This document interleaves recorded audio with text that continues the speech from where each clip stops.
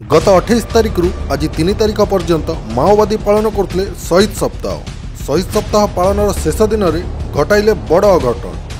शहीद सप्ताह पालन अवसर में विस्फोरण कर उड़ाइले रेल धारणा। विस्फोरण में जड़े रेल कर्मचारी जीवन जाइथिबा बेले अन्य जड़े डाक्तखाना मृत्यु सह करुचंती संग्राम। सुंदरगढ़ झारखंड सीमांत रेंजड़ा करमपदा मझिरे गतकाली राति पाखापाखि 7:30 समय माओवादी माने विस्फोरण कर उड़ाईदेले रेल धारणा। आज सकाळु रेल कर्मचारी आरपीएफ सीआरपीएफ और सुरक्षाकर्मी घटनास्थल में पहुंची रेल धारणा मरामती करुवा समय माओवादी माने पूर्वर खंजिथिबा लैंडमाइन विस्फोरण होगा फल गुरुतर होते 2 रेल कर्मचारी किमेन इतुआ ओराम सहयोगी बुधिया मुंडा।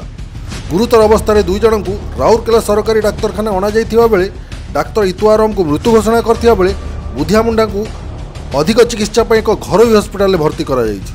अन्यपटे रक्सी टोपाडी बिमलागढ़ सह किरीबुर रेल धारणा अंचल में सुरक्षा व्यवस्था कड़ाकड़ी करा जायछि।